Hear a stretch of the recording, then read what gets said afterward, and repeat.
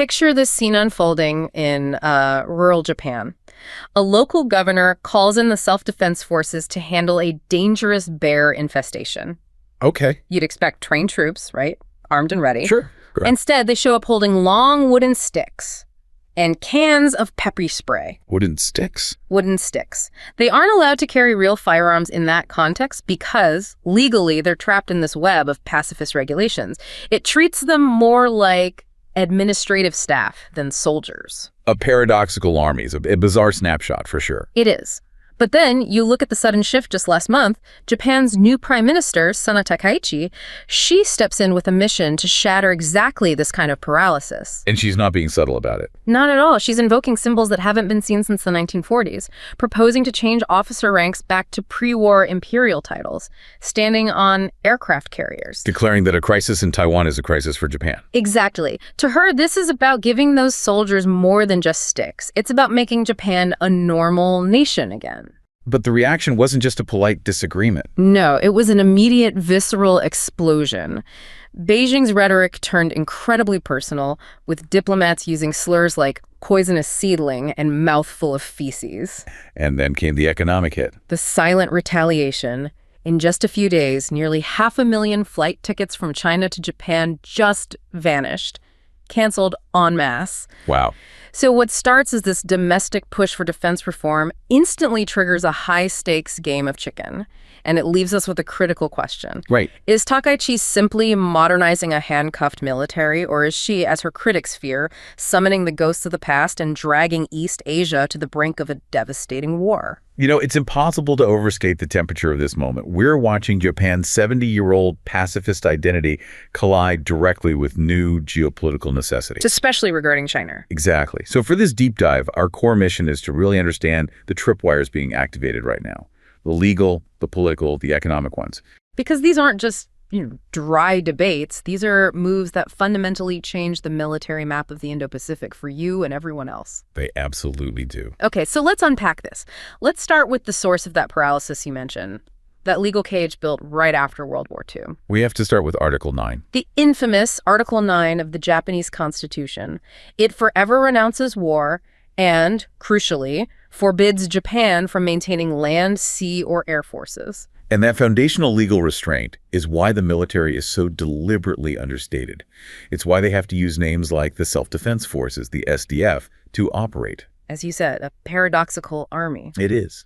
And to stay within the bounds of this peace constitution, post-war governments had to engage in decades of what you can only really call constitutional fiction. I want to focus on that fiction for a second. You mentioned tanks being called special vehicles. I mean, that sounds almost like a childlike attempt at denial. It sounds like it, but it was a serious political necessity.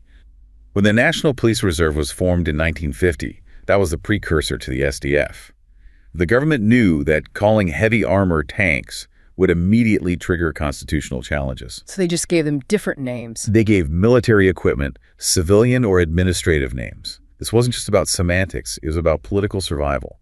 They knew they needed a security force, especially with the Korean War kicking off right next door. But they also knew that formally challenging Article 9, trying to change it, was just politically suicidal. Deeply unpopular. So for decades, they maintained this fiction because the political cost of being a normal military nation was just too high. But that system of denial, it really started to fray about a decade ago, didn't it? Specifically around this idea of collective self-defense. That's the 2015 turning point under former Prime Minister Shinzo Abe, the legislation for peace and security. So instead of trying to formally revise Article 9, they just reinterpreted it. This allowed the SDF to operate overseas for collective self-defense, for allies. Meaning they could use armed force to defend the United States if an attack on the U.S. threatened Japan's own survival. Exactly. And this is where it gets really interesting, because that legal move was hugely controversial at home. Immensely. So given that the opposition was so massive, why didn't the Abe government just back down? Well, the headwinds were incredible.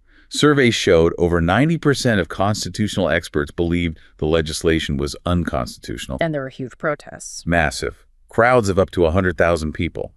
But the pressure from the U.S. alliance structure and this perception of a rapidly rising China meant that strategic necessity it overrode domestic dissent. So Abe's government was determined to shed that image of Japan as a passive security consumer. Right. They realized that in a major regional conflict, The U.S. needed Japan to be a functioning military partner, not just a refueling base. And at the same time, parallel to this reinterpretation, Japan has been quietly normalizing its military power.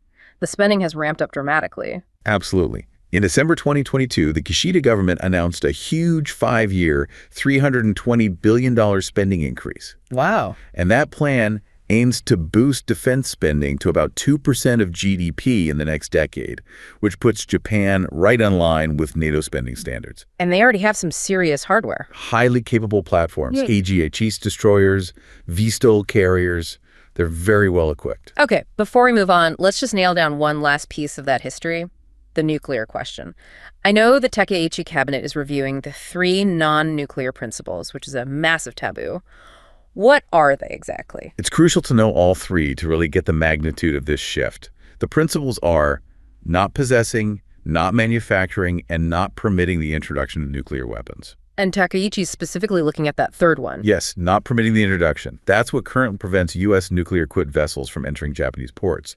Modifying it would allow for much closer integration with the U.S. nuclear umbrella. Which her cabinet frames as necessary for deterrence against China? Precisely. This brings us squarely to Prime Minister Takeuchi, because her actions are accelerating this whole trend beyond just budgets. She's getting into symbols and military hardware. She's not just buying defense. She's trying to change the identity. She is tackling the psychological identity of the SDF itself, which is maybe the most provocative move she's made domestically. Let's talk about the ranks. She's challenging the post-war naming conventions for officers. That's right. She proposed changing SDF officer ranks back to the pre-war imperial titles.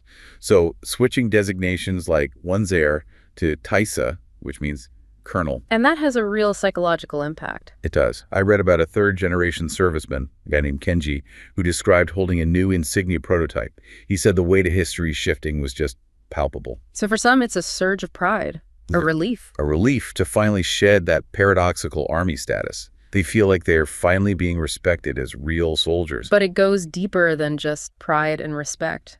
It does. Kenji also admitted to feeling this knot in his stomach. He was wondering if the shield he signed up to hold is now being forged into a spear. That's a powerful image. You have to remember that constitutional fiction was a psychological shield for decades. It defined who they were not.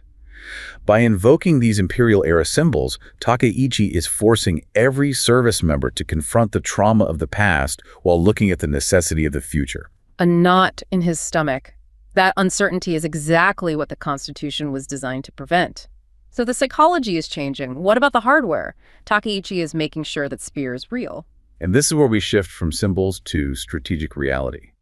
They are acquiring systems that clearly violate the old interpretation of Article 9. We're talking about things like Tomahawk missiles. A bulk order of 400 Tomahawk land attack cruise missiles, or TLAMs. Plus, they're equipping the JSDF with systems like LRIM and JSMER. So why are Tomahawks such a huge shift? Why are they seen as offensive in a way that, say, an Aegis destroyer isn't? That's the central point of the debate.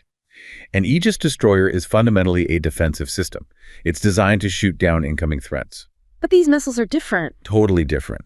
The Tomahawk is a long-range precision cruise missile designed for deep strike. It allows Japan to hit military targets, command centers, infrastructure inside an aggressor's homeland. So when you buy hundreds of weapons like that, you are demonstrating a deterrent strategy based on preemption and retaliation. And that is just impossible to square with a purely self-defense only doctrine. The SFMER and LRISM are the same. They extend their operational range far beyond what you need for just immediate coastal defense. These are true offensive platforms. No question. It's clear Takeuchi is pushing the envelope on what Japan is willing to do, both symbolically and technically. But all these domestic changes hit a critical tripwire when she connected them directly to Taiwan. And that connection centers on a specific legal condition established back in 2015. The existential crisis situation. Exactly. This is the legal trigger for collective self-defense. It means an attack on an allied nation. The U.S. could result in a threat to Japan's survival that's comparable to being attacked directly. And Takeuchi just shattered years of careful strategic ambiguity by naming Taiwan as a potential trigger for that.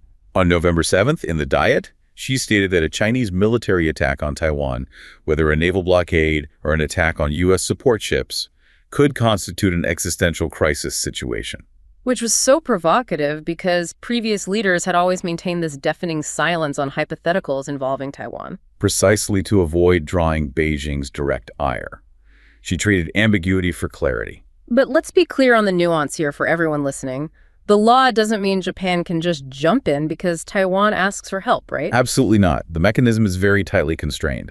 Under the current 2015 law, Japan can only activate collective self-defense if its formal treaty ally, the United States, is attacked or formally requests assistance. So a direct request from Taipei doesn't trigger it? It does not. Takeuchi's statement was a clear signal to Washington saying, "We view this crisis as our own, and we will mobilize when you need us." So this raises a big question about escalation risk. What happens when Japan moves from just words to actually announcing they're legally activated in a crisis? What's that final step? Well, defense analysts worry about the almost unavoidable escalation to a state of armed attack. Yeah. That is the legal status that follows an existential crisis situation. And once that status is declared? It means Japan is officially a direct participant in the war. And what does direct participation actually look like on the ground? For, a civilian in Tokyo? It means total national mobilization. The government gets extraordinary powers. It can utilize civilian infrastructure, airports, roads, hospitals for military purposes. Civilian resources, even private land, can be requisitioned. This is the scenario that Japanese leaders have historically avoided at all costs. Because declaring a state of armed attack means the country is fully committed to the fight, and consequently, it's open season for retaliatory attacks.